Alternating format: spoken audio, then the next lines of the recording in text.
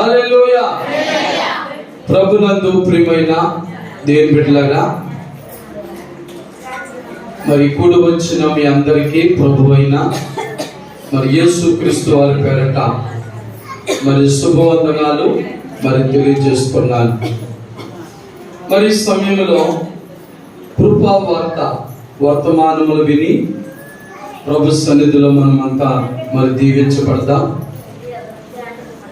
మరి దేవుడు మనలను గత సంవత్సరం అంతా కూడా కాసి కాపాడి రక్షించి ఆయన కృపా కరుణ కటాక్షములతో మనల్ని ఆదరించిన దేవుడైన మరలా మనందరినీ కూడా 2024 సంవత్సరం మొదటి నెల మొదటి ఆదివారమున మరి ఈ రీతిగా ఆయన సన్నిధిలో ప్రవేశించడానికి ప్రభు ఇచ్చిన సమయాన్ని బట్టి మనం దేవునికి ఎంతో వందలిస్తున్నాం. హల్లెలూయా. అందరూ చెప్తాం హల్లెలూయా, హల్లెలూయా, హల్లెలూయా. కనుక పిల్లరా, మరి ఈ వారంలో ఒక అద్భుతమైన వర్తమానాన్ని మనం వినబోతున్నాం.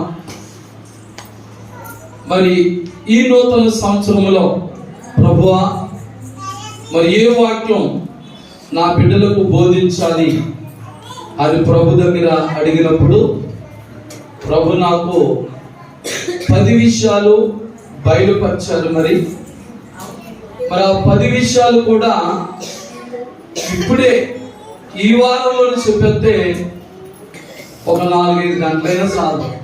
దేవుని స్తోత్రం. కానీ మనకు అంత సమయం కూడా లేదు కనుక మరి నేనేమి తీర్మానం చేసుకున్నానంటే వారానికి ఒక అంశం చెప్తాను. దేవుని స్తోత్రం.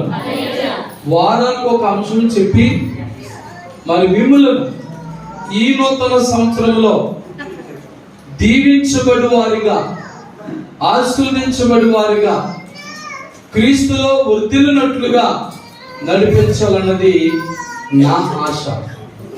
ఆ 10 పాయింట్లు కూడా 10 వారాలు చెప్తాను. దేవుని స్తోత్రం. మరి 10 వారాలంటే ఎన్నాళ్ళు చెప్పండి? 2 నెలల 15 రోజులు. హల్లెలూయా. మరి 2 నెలల 15 రోజుల్లో కూడా ఈ అంశం ముగించేసరికి ఈ సంవత్సరంలో మీరు అందరూ దీవించబడాలి. దేవుని స్తోత్రం. హల్లెలూయా. ఆశీర్వదించబడాలి, వర్ధిల్లాలి. మీ బాధలు, మీ కష్టాలు, మీ శోధనలు, మీ సమస్యలన్నీ కూడా మరి తొలగిపోవాలి. దేవుని స్తోత్రం. మరి జాన్ గారు, సత్యనారాయణ గారు కూడా అద్భుతమైన సాక్ష్యం చెప్పారు. దైవజనుని నోటంట పలికిన మాట, వచ్చిన మాట నెరవేరుతుందని. దేవుని స్తోత్రం. ఎందుకంటే ముఖస్థుతి కొరకు మాట్లాడిందో, మనుషులను మెప్పించడానికి కోసం మాట్లాడిందో అయితే పిల్లగా ఆ మాటలు ఆశీర్వాదకరంగా ఉండవు. ప్రార్థన పూర్వకంగా మరి ఎవరైతే మా దగ్గరికి ప్రార్థన చేసుకోవడానికి వస్తున్నారో పరిశుద్ధాత్మ చేత నింపబడి వారి మీద చేతులుంచి ప్రార్థన చేసినప్పుడు ప్రభు పలికిన మాట దైవజనులుగా మేము మీకు చెప్పినప్పుడు ఆ మాట మీకు ఆశీర్వాదకరముగా ఉంటుంది. దేవుని స్తోత్రం. హల్లెలూయా. మరి అందుచేత అలాగే మరి నా బిడ్డలైన మీరు అందరూ కూడా ఆశీర్వదించబడుతున్నారు. ఈ సంవత్సరం కూడా మా ప్రార్థన ద్వారా మీరు ఇంకా ఆశీర్వదించబడాలని, మా ద్వారా మరి పాస్టర్ గారి ద్వారా, నా ద్వారా దేవుడి పైన చెప్పిన మాటల ద్వారా మీరు ఇంకా అభివృద్ధి చెందాలి. దేవుని స్తోత్రం. హల్లెలూయా. మరి మనం 2023లో ఎలాగున్నామో అలాగే 2024లో కూడా ఉండడానికి వీల్లేదు. హల్లెలూయా. మన పరిస్థితులు మారాలి, మన స్థితిగతులు మారాలి, మన సమస్యలు, మన కష్టాలు, మన బాధలన్నీ కూడా తొలగిపోయి దినదినము కూడా మనం వృద్ధిల్లాలి. హల్లెలూయా, హల్లెలూయా. చూడండి, మరి ఇస్సాకును దేవుడు ఎలా ఆశీర్వదించాడంటే క్రమముగా వృద్ధిల్ల చేసింది. చూడండి ఎలాగంటే క్రమముగా వృద్ధిల్ల చేసింది. ఒకవేళ ఒకేసారి ప్రభు మనలను ఎందుకు ఆశీర్వదించట్లేదు, ఎందుకు ఆయన మనం దీవించలేదంటే మానవ మాతృలు కాబట్టి అయ్యో ఈయన కుమారుడు, ఈయన కుమార్తె కష్టాల్లో ఉన్నారు, బాధల్లో ఉన్నారు, శోధనలు ఉన్నారు. ఒకేసారి ఆయన మనల్ని ఆశీర్వదిస్తే ఆయన దూరం అయిపోతున్నాం. మనం ఏమండి, మనం ఆయనకి దూరం అయిపోతున్నాం. బైబిల్లో చాలా మంది భక్తులు అలాగే ఉన్నారు. ఒక ఆయనను దేవుడు కష్టాల్లో, బాధల్లో, శోధనలో, సమస్యల్లో రాజుగా చేశాడు. రాజుగా అయిన తర్వాత ఇంకా బాగుంటాడు, ఇంకా అభివృద్ధి చేస్తే ఇంకా గొప్ప గొప్ప కార్యములు చేస్తాడు అనుకుంటే పిల్లరా, అతను ఏం చేసింటే మతం ఎక్కి దేవుని విడిచిపెట్టాడు, దేవుని దూషించాడు. చూసారా దేని బిడ్డలారా, అందుచేత నేను దేవుడు ఇస్సాకు నాకు ఇచ్చిన ఆశీర్వాదమే నీకు నాకు ఇవ్వాలనుకుంటున్నాడు ప్రభు. ఇస్సాకు జీవితంలో దేవుడు అంచెలంచెలుగా క్రమక్రమముగా వృద్ధిల్లాడు. అలాగే మరి నీవు నేను కూడా 2023లో ఆశీర్వాదం కంటే 2024 ఆశీర్వాదం ఇంకా అభివృద్ధి కనపడాలి. దేవుని స్తోత్రం. నీ ఆరోగ్యములో అభివృద్ధి కనపడాలి, నీ భార్యల అభివృద్ధి, నీ భర్తల అభివృద్ధి, నీ బిడ్డల అభివృద్ధి, నీ వ్యాపారుల అభివృద్ధి, నీ ఉద్యోగుల అభివృద్ధి, నీ పాడి పంటల అభివృద్ధి, ప్రతి విషయంలో కూడా అభివృద్ధి కనపడాలి. అలాగే ఆత్మీయ జీవితంలో కూడా కేవలము శారీరకంగా మాత్రమే మనం వర్ధిల్లడం కాదు, మన ఆత్మీయ జీవితంలో కూడా గత ఏడాదిలో ఉన్న భక్తి కంటే ఏడాది ఇంకా అభివృద్ధి చెందాలి. నీ ప్రార్థనలో అభివృద్ధి చెందాలి, నీ భక్తులు అభివృద్ధి చెందాలి, నువ్వు దేవుని సన్నిధికి రావడంలో అభివృద్ధి చెందాలి. మరి అన్ని విషయాల్లో కూడా పిల్లరా, మరి మీరు కూడా ఆత్మీయ జీవితంలో కూడా వర్ధిల్లాలి. దేవుని స్తోత్రం. హల్లెలూయా, హల్లెలూయా. మరి ఈ సంవత్సరం నేను, నీవు, మనమందరం, అలాగే మరి ఈ యొక్క యూట్యూబ్ ద్వారా వింటున్నటువంటి మన కృపావార్త వర్తమానాలు వినే ప్రతి వారు కూడా ఈ ఏడాది బహుగా ఆశీర్వదించబడాలి. హల్లెలూయా. మరి సమయంలో హబక్కూకు గ్రంథము తీద్దాం పిల్లరా. హబక్కూకు గ్రంథము 3వ అధ్యాయము 2వ వచనాన్ని మరి నేటి మన ధ్యాన వాక్యం అది. అలాగే మన అంశం ఏంటంటే ఈ సంవత్సరము అనే అంశాన్ని మనం మాట్లాడుకుందాం. చదవండి తీసిన వారు. హబక్కూకు 3వ అధ్యాయము 2వ వచనం. యెహోవా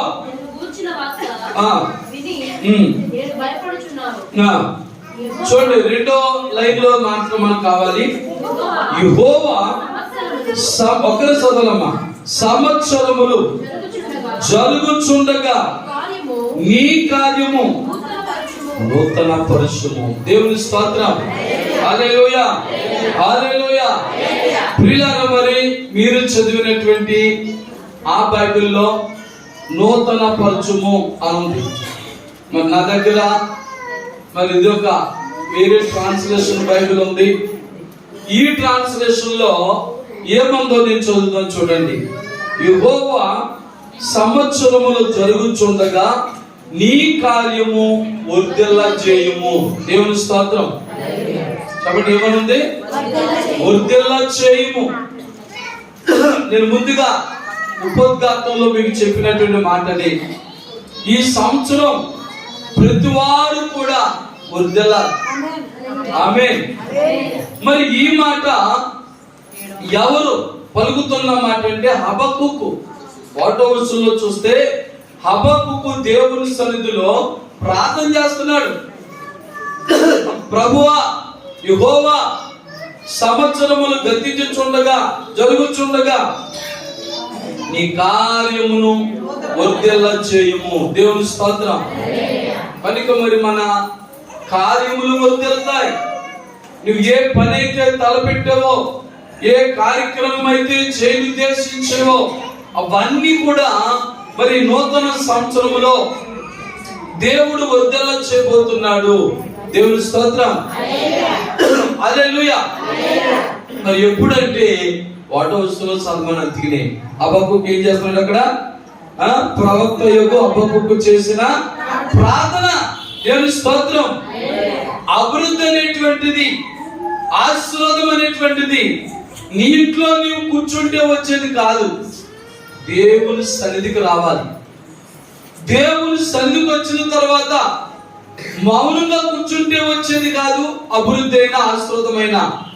దేవుని సన్నిధికి వచ్చిన నీవు ప్రార్థన చేయాలి. ఏం చేయాలండి? ప్రార్థన చేయాలి. నీ జీవితంలో ఏ లోటైతే ఉన్నదో, ఏ కొదువులైతే ఉన్నాయో, ఏ లోటులైతే ఉన్నాయో, ఏ సమస్యల చేత సతమతమైపోతున్నావో, అప్పుడే మరి 2024వ సంవత్సరం వచ్చి 7 రోజులు అయిపోయింది కాదు.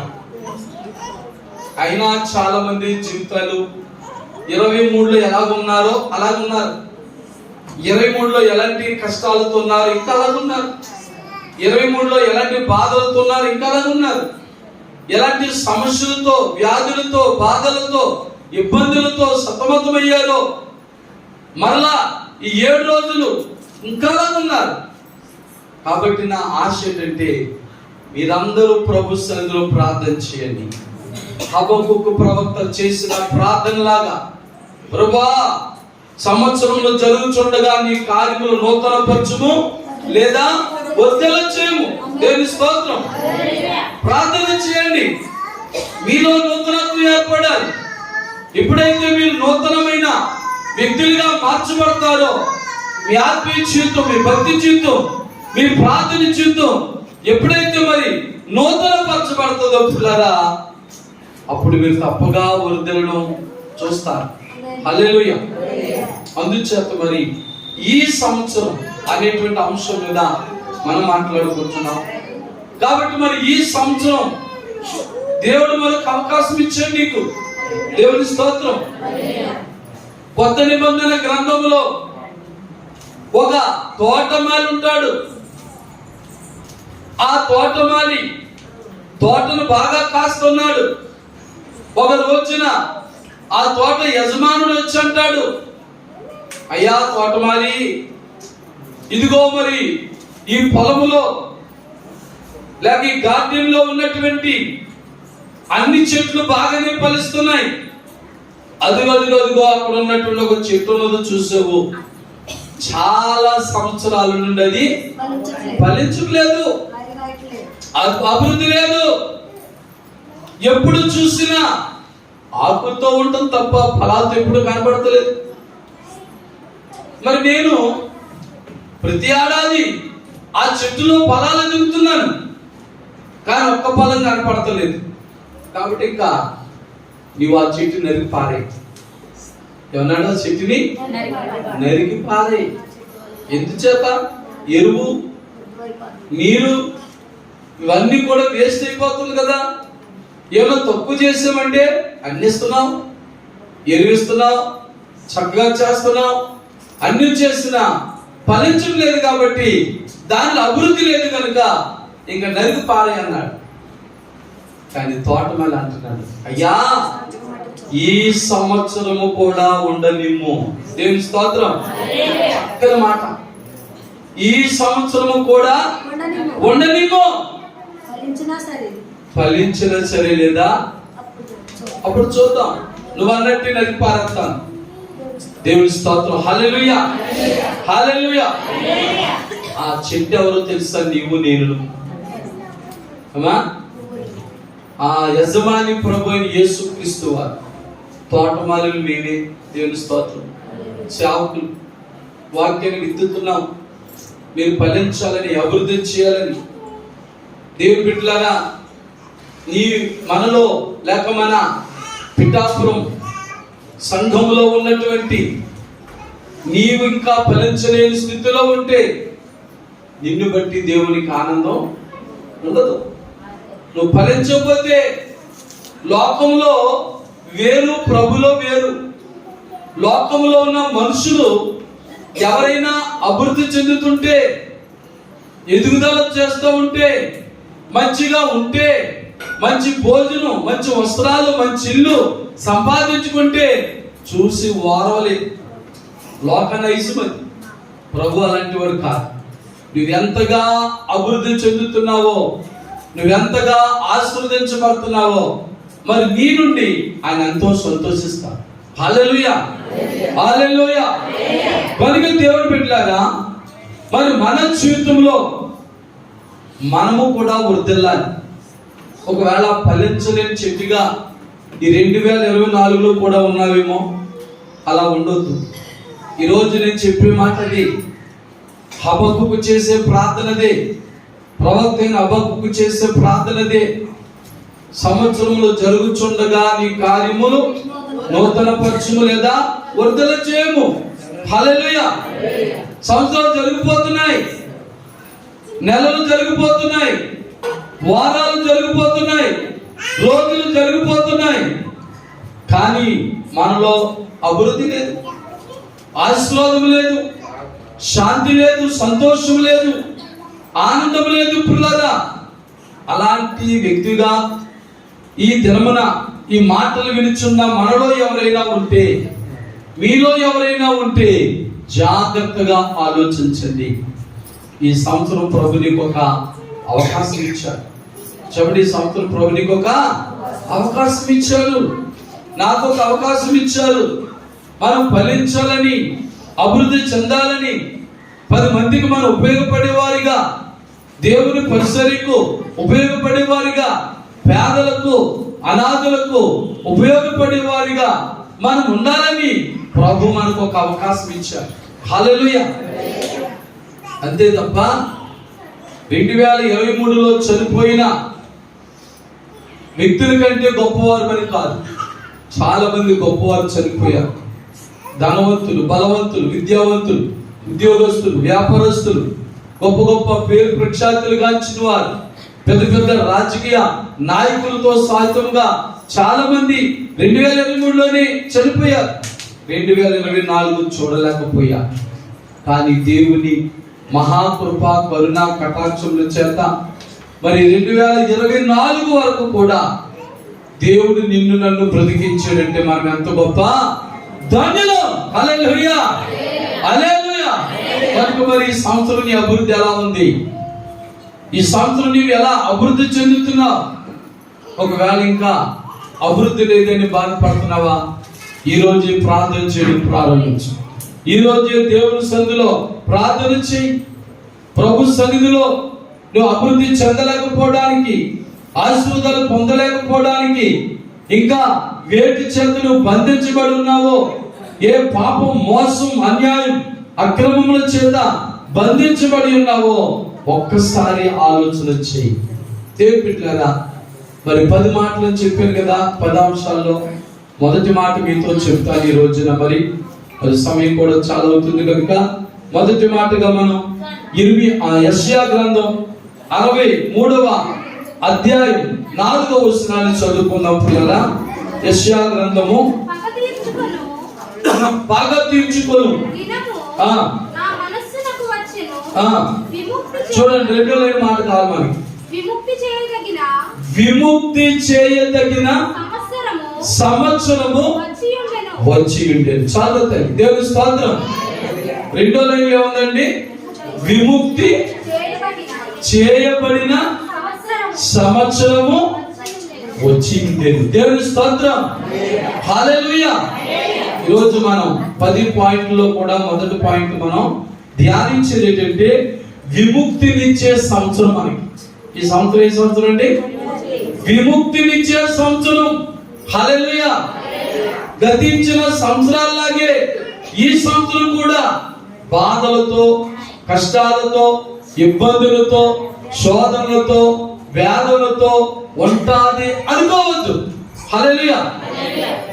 ఎందుకు చేతనంటే బైబిల్ చెప్తుంది, ఏది వస్తాదని అమ్మా దుష్టుడు అనుకుంటాడట. ఏది వస్తాదని దుష్టుడు అనుకుంటాడో అదే వారి మీదకి వస్తుందట. రిఫరెన్స్ తీయడానికి టైం లేదు కాబట్టి చెప్తున్నాను. దుష్టుడు ఏది వస్తుందని భయపడతాడో అదే వారికి వచ్చి తీరుతుందట. కానీ మనం దుష్టులమా? కాదు. నీతిమంతులు, దేవుని బిడ్డలు, దేవుని రక్తములో, ప్రభు అయిన యేసుక్రీస్తు రక్తములో కడగబడిన వారము. దేవుని స్తోత్రం. కాబట్టి ఇప్పుడులాగా మనము భయపడవలసిన పని లేదు. వ్యాధులు వచ్చినా, బాధలు వచ్చినా, శోధన సమస్యలు వచ్చినా, కష్టములు వచ్చినా, నష్టములు వచ్చినా, ఆర్థిక ఇబ్బందులు వచ్చినా, లోటులు వచ్చినా, నిందలు వచ్చినా, అవమానములు వచ్చినా, అందరూ నీ మీద చెడ్డ మాటలలో పలికినా భయపడదు. హల్లెలూయా. ఎందుకు చేతనంటే ఇది నీకు విముక్తి నిచ్చే సంవత్సరం. దేవుని స్తోత్రం. ఏ విషయములైతే నువ్వు బంధించబడి ఉన్నావో, ఏ శోధనల చేత నువ్వు బంధించబడ్డావో, ఏ వ్యాధుల చేత బంధించబడ్డావో, ఏ ఆర్థిక ఇబ్బందుల్లో కూరుకుపోయావో, అలాంటి వాటన్నిటిలో నుంచి కూడా దేవుడు నీకు విముక్తినిచ్చే సంవత్సరం 2024. హల్లెలూయా. నమ్మితే దేవుని స్తోత్రం. హల్లెలూయా, హల్లెలూయా. ఈ మాటలు చెప్తా ఉంటే పాస్టర్ గారు చెప్పడం బాగానే చెప్పారు, కానీ చాలా సంవత్సరాలు బట్టి నేను అనుకుంటున్నాను, కానీ విముక్తి ఏం కలగడం లేదండి. బాధలు ఏం కలగడం, బాధలు తప్ప సుఖాలు ఏం కలగడం లేదండి. ఇబ్బందులు తప్ప సంతోషం ఏం లేదండి అని ఒకవేళ మనసులో అనుకుంటున్నావేమో, జాగ్రత్తగా దేవుని వాక్యాన్ని ధ్యానించు, జాగ్రత్తగా దేవుని సన్నిధిలో ప్రార్థించి, జాగ్రత్తగా దేవుని మందిరములో గడుపు. దేవుని బిడ్డలారా, మన సమస్యలన్నీ కూడా విడుదల పొందడానికి పిల్లరా దేవుని సన్నిధిలో మేము చెప్పే మంత్రాలు తంత్రాలు ఏమి కాదు, కేవలం విశ్వాసం. దేవుని స్తోత్రం. బైబిల్ ఏం చెప్తుంది? నమ్ముట నీ వలనైతే నమ్మువానికి సమస్తమును సాధ్యమే. హల్లెలూయా. ఒకవేళ 2023 సంవత్సరంలో నీకు విముక్తి కలగలేదంటే, నీ బాధలు, నీ శోధనలు, నీ కష్టములు, నీ ఇబ్బందులు, నీ వ్యాధుల నుంచి విముక్తి కలగలేదంటే పిల్లారా, ఒకవేళ సరైన నమ్మిక నీలో లేదేమో. అంటే నీవు అనొచ్చు, ఇదేంటంటే శుక్రవారం వస్తున్నాను కదా, ఆదివారం వస్తున్నాను కదా, ఏ కూటమైనా వస్తున్నాను కదా, నేను దేవుని సన్నిధిలో ఉంటున్నాను కదా, నాలో విశ్వాసం లేకపోవడం ఏంటి, నాలో భక్తి లేకపోవడం ఏంటి అనుకుంటున్నావేమో. అయినా నాకు విముక్తి కలగలేదండి, ఏ విషయంలో కూడా నా బాధలు శోధనలు పోలేదండి అనుకుంటున్నావేమో. తీయద్దు. మరి మార్కు సువార్తలో ఒక ఆయన ఉన్నాడు, పొద్దున్న సాయంకాలం వరకు యేసు ప్రభు యొక్క 12 మంది శిష్యులతోనే గడిపాడు. ఉదయం నుంచి సాయంకాలం వరకు తన బిడ్డ ఆరోగ్యం కావాలని, తన బిడ్డ స్వస్థత పొందాలని ఉదయం నుండి సాయంకాలం వరకు దేవుని సన్నిధిలోనే, దేవుని మందిలోనే గడిపాడు. 12 మంది శిష్యులు కూడా భారభరితముగా ప్రార్థన చేశారు. ప్రయోజనం కలిగిందా? చెప్పండి, కలిగిందా? ఏం కాదు. సాయంకాల వేళ ప్రభు వచ్చినప్పుడు అంటున్నాడు, బాధపడ్డాడు. 12 గంటలు ఉదయం నుండి సాయంకాలం వరకు 12 గంటలు నేను దేవుని మందిరంలో గడిపితే నాకు ఎలాంటి జవాబు రాలేదని ఇసుకుపోయాడు. చివరికి ఏమైపోయాడు? ఇసుకుపోయాడు. ప్రభుత్వ అంటాడు, నీ వల్ల ఏమైనా అవుతుందా? మనుషులకు అసాధ్యమని దేవునికి సాధ్యమే. మనుషులకు అసాధ్యమని దేవునికి సాధ్యమే. కానీ వీరికి విముక్తి కలగలేదని, స్వస్థత కలగలేదని, బాధలు పోలేదని, కష్టాలు పోలేదని ప్రభుని అడుగుతున్నాడు. నీ వల్ల ఏమైనా అవుతుందా? అదే అనుమానమాటే. అవుతుందా అవదనేది నీ హృదయంలో నమ్మకం కావాలి. హల్లెలూయా. అప్పుడు చెప్పాడు ప్రభువా, నమ్ముట నీ వల్ల అయితే నమ్మువారికి సమస్తం సాధ్యం అన్నాడు. పెట్టిన మాట అతను గుండెల్లో గుచ్చుకున్నట్లుగా ఈ 2024లో మీరు పొందలేని వారు హృదయంలో కూడా ఈ మాట గుచ్చుకోవాలి. దేవుని స్తోత్రం. ఈ మాట మీ హృదయాల్లో గుచ్చుకోవాలి. ప్రభు అన్నాడు, నమ్ముట నీ వలనైతే నమ్మవానికి సమస్య సాధ్యం అనగానే అతను ఒప్పుకుంటున్నాడు. ఏమని? అపనమ్మకం నాలో నుండి తీసివే ప్రభువా. దేవుని స్తోత్రం. అంటే ఉదయం నుండి సాయంకాలం వరకు కూడా దేవుని మందిరంలోనే గడిపాడు. ప్రభువు యేసుక్రీస్తు వారి యొక్క 12 మంది శిష్యులతోనే గడిపాడు. చూడడానికి అందరికి ఎలా ఉందంటే, చాలా భక్తిగా ఉన్నాడు, విశ్వాసం ఉన్నాడు, ప్రార్థన చేస్తున్నాడు, చాలా బాగుంది, మందిరం పట్టుకుని విడిచిపెట్టలేదు, మందిరంలోనే ఉన్నాడు అన్నట్టు ఉంది. కానీ హృదయ సంగతి చూస్తే అపనమ్మకం ఉంది. చెప్పండి, హృదయంలో అపనమ్మకం ఉంది. ప్రియులారా, మనం చాలా మంది ఇదే ఆలోచిస్తారు.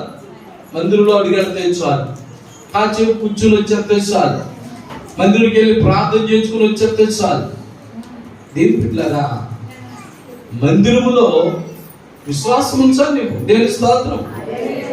వచ్చేసి వెళ్ళిపోయినట్టే కాదు, వచ్చాను గడిపాను వెళ్ళిపోయినట్టే కాదు. నీ జీవితంలో విముక్తి కలగాలంటే, నీ సమస్యలు, నీ వ్యాధులు, నీ బాధలు, నీ కష్టాలు, నీ శోధనలన్నీ కూడా విముక్తి కలగాలంటే దేవుని బిడ్డ, దేవుని సన్నిధిలో నీవు విశ్వాసంగా ఉండాలి. దేవుని స్తోత్రం. విశ్వాస సహితమైన ప్రార్థన చేయాలి. ఏంటంటే విశ్వాస సహితమైన ప్రార్థన చేయాలి. యాకోబు పత్రికలో అంటారు కదా, విశ్వాస సహితమైన ప్రార్థన రోగిని స్వస్థపరచును. హల్లెలూయా. విశ్వాస సహితమైన ప్రార్థన రోగిని స్వస్థపరుస్తుంది. మరి మీలో విశ్వాసం లేదని నేను చెప్పను, మీరే పరీక్షించుకోండి. మీ బాధలను బట్టి, మీ కష్టాలను బట్టి, మీ శోధనను బట్టి, మీ సమస్యలను బట్టి మీరే పరీక్షించుకోవాలి. ఎలాంటి విశ్వాసంతో ఉన్నాం? నా బాధ, నా ఆశ ఏంటంటే మీరిక 2024లో కష్టాలు కానీ నష్టాలు కానీ పొందకూడదు. 2023లో ఏ శోధనలు అనుభవించారో వాటిని మరలా ఈ 2024లో కూడా పొందకూడదు. నేనైనా సరే, నువ్వైనా సరే, ఎవరైనా సరే. దేవుని స్తోత్రం. ఆరోగ్యంలో మార్పు చెందాలి, మనకి రాబడిలో మార్పు చెందాలి, ఉద్యోగంలో మార్పు చెందాలి, వ్యాపారంలో మార్పు చెందాలి, నీ పాడి పంటల్లో మార్పు చెందాలి, నువ్వు చేసే ప్రతి ఆలోచనలో మార్పు చెందాలి. అనగా నువ్వు అన్ని విషయాల్లో కూడా వర్ధిల్లాలి. హల్లెలూయా. పోయిన సంవత్సరం ఎలాగున్నావో ఈ సంవత్సరం అలాగే ఉండకూడదు. హల్లెలూయా. మారాలి. నీ శారీరకమైన అభివృద్ధి మారాలంటే మొదట నీ ఆత్మీయ జీవితం మారాలి. చెప్పండి, ఆత్మీయ జీవితం మారి ప్రభు సన్నిధిలో ప్రార్థన చేయాలి. ఈ భారమంతా దేవుని మీద వేసి భారభరితమైన ప్రార్థన చేసినప్పుడు, ఇదిగో మరి యెషయా గ్రంథం ఏమండి 63:4 రెండో లైన్ అన్నాడు, విముక్తి చేయగలిగిన సంవత్సరం వచ్చినది. హల్లెలూయా. భయపడద్దు ప్రియ సహోదరి సహోదరుడా.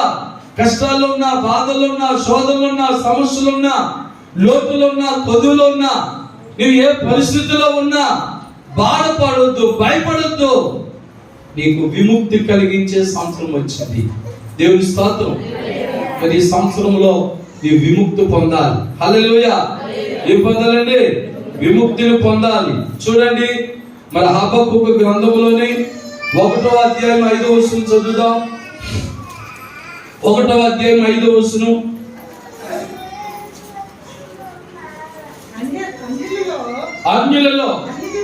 అన్యజనులలో ఆలోచించుడి, కేవలము విస్మయముందుడి. మీ దినములలో నేనొక కార్యమును జరిగింతును. దేవుని స్తోత్రం. ఎప్పుడు నేను చెత్తేను కానీ సుఖం రాదండి, నేను చెత్తేను కానీ ఇల్లు సుఖపడదండి, నేను చెత్తేను కానీ ఉద్యోగం రాదండి, నేను చెత్తేను కానీ వ్యాపారం రాదండి, అది కాదు. ప్రసన్నతలు చదివిన వాక్యంలో మరి చక్కగా 1వ అధ్యాయం 5వ వచనం అన్నాడు, మీ దినములలోనే. దేవుని స్తోత్రం. మా ఏ దినాలు? మన దినాలది. మనల్ని దేవుడు 2024లో అడుగు పెట్టి పంపించాడు. మళ్ళా చదువు తల్లి, మీ దినములలో నేనొక కార్యము జరిగింతును. హల్లెలూయా. ఒకవేళ నిరాశ నిస్పృహలతో బాధలో ఉన్న ప్రతి వారి కూడా ప్రభు చెప్తున్న మాట, నేనొక కార్యమును చేతును. ఆమేన్. హల్లెలూయా. నమ్ముతున్నావా సహోదరి సహోదరుడా? ఈ 2024లో దేవుడు నాకు ఒక కార్యం చేస్తాడు. 2023లో ఏ కార్యములైతే ఆగిపోయో, ఏ పనులైతే ఆగిపోయో అవన్నీ కూడా ఈ 2024వ సంవత్సరంలో దేవుడు నా పక్షమున ఒక కార్యం చేస్తాడని నమ్మితే ధన్యులే. దేవుని స్తోత్రం. ఏం చెప్తాలే, 2023లో జరగలేదు, 2022లో జరగలేదు, 2021లో జరగలేదు, గతించిన ఇన్ని సంవత్సరాలు జరగనది ఈ 2024 జరిగిపోద్దా? అది ఆత్మవిశ్వాసం. జరుగుతాదని నమ్మాలి. హల్లెలూయా. ప్రభు చెప్పాడు. ప్రభు చెప్పిన మాట నువ్వు నమ్మకపోతే మరి ఇంకే మాటలు నమ్ముతావు? మీ దినములలో నేను ఒక కార్యం చేస్తానన్నాడు ఆయన. అంటే ప్రభా నా కార్యం చే ప్రభా, ఏది నువ్వు జరగాలనుకున్నావు చెప్పే, ఇప్పుడే చెప్పే. ప్రభా నాకు ఈ కార్యం జరగాలి ప్రభాను. మరలా ఆదివారం వచ్చిన గొప్ప సాక్షి చెప్తావు. హల్లెలూయా. గత ఆదివారం నేను విన్న వాక్యం ద్వారా నమ్మాను. పాస్టర్ గారు దేవుడు మీ ద్వారా పలికించిన వాక్యం ద్వారా నేను నమ్మాను. ఇదిగో నేను ఈ కార్యం పొందానని మరలా ఆదివారం గొప్ప సాక్షి చెప్తాం. దేవుని స్తోత్రం. మరొక వాక్యం కూడా చదువుదాం. కీర్తన గ్రంథంలో నుంచి 44వ కీర్తన 1 నుంచి 8 వచనాలు ఒక్కరి చదవండి. దేవా, చూడండి, పూర్వకాలమున మా పితరుల దినములలో నీవు చేసిన పనులను గురించి ఏమన్నాడు ఇక్కడ కీర్తనగారుడు? పూర్వ దినములలో మా పితరులకు నువ్వు చేసిన కార్యములు మేము చెవులారా విన్నాం. దేవుని స్తోత్రం.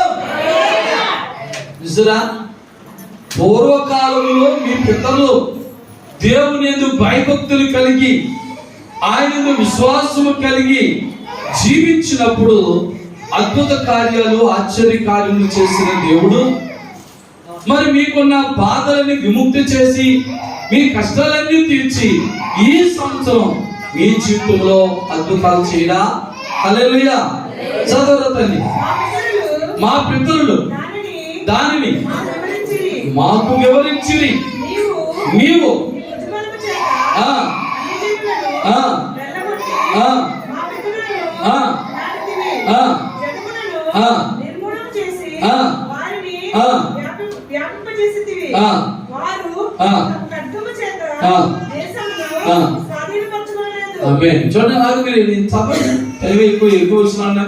అది చదివితే దేవుడు ఎంత గొప్ప కార్యం అంటే తన ప్రజలకు ఏ అడ్డులు వచ్చినా ఆటంకాలు వచ్చినా అన్ని తొలగించేస్తానని చెప్తున్నాడు. హల్లెలూయా.